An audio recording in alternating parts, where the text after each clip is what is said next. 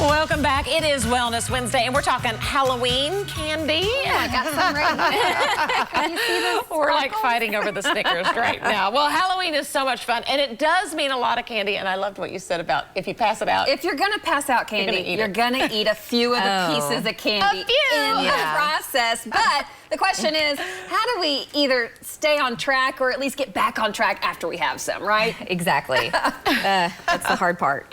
So joining us now, personal trainer, this is for years, right? Yes, so this is Sierra Mitchell, and she trains at the Oklahoma Athletic Center. This is my personal trainer that I've used for over a year now. Oh, awesome. Hi, Sierra. She's amazing, and she keeps me in track for sure. Oh my gosh, well, we're so excited to have her. Sierra, we're trying to be realistic. We're going to have a couple pieces of candy. So what are some things in mind to maybe try to stay on track or at least get back on track? What do you tell folks about Halloween?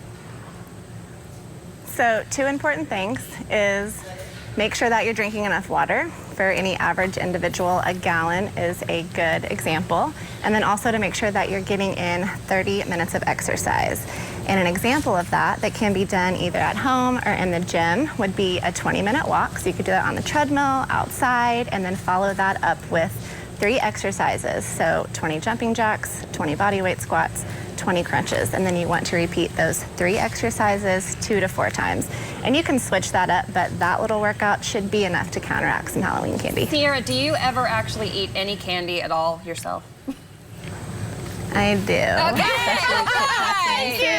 I'm so glad to hear that. Yes, We've got absolutely. a bowl of candy in Yes, front of us. I do. You can't see us, but that's our prop for today. And so we're just trying to really talk to people listening at home because like, we're going to have Well, some. and I think the thing that really can catch you off guard, it's like, I might buy a bag of candy for Halloween. I'll put it in the candy bowl. Well, then my husband will come through and grab a few pieces, and I think, oh, I better get some before he eats it all. He thinks I better get some before she eats it all. And then I find I'm almost like miserable because I've had so much.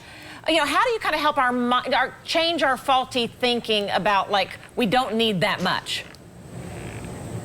Just keep it to a minimum. Take a couple pieces and walk away. You know what I mean?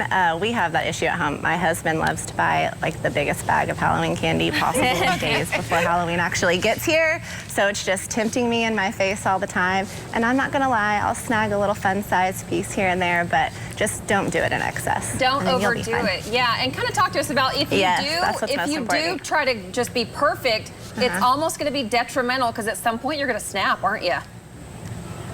Yeah, and then you'll binge eat. Like I tell my clients all the time, it's in moderation. Like if you want to have a little cheat meal here and there, you want to have a little snack here and there, it's okay. It's not going to ruin all your progress. Just make sure that you're getting back on track, drinking enough water, and taking care of yourself and working out. I think accountability is real important. My sister has actually lost 20 pounds on Weight Watchers, and she's doing really well.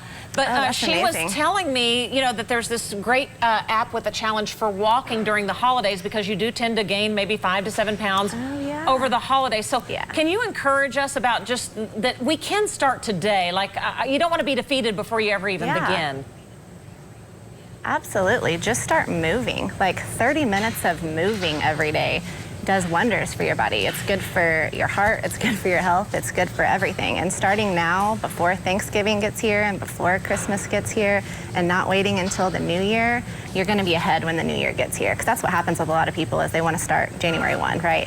But if you start before the holidays, then you're already ahead when January 1 gets here. Hey, let me ask you real quick, is Cassie a good client? Does she follow your advice really well? It looks like it.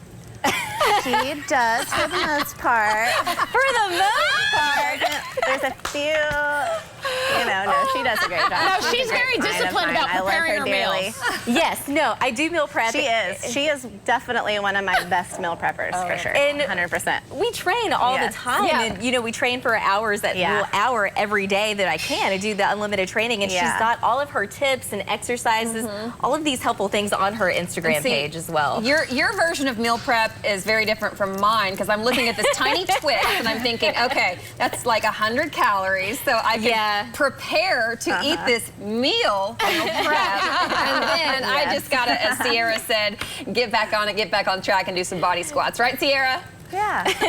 Thanks so much for joining us. We appreciate it. You're welcome. Thanks for having me. Yeah, Happy Halloween. I'm telling you.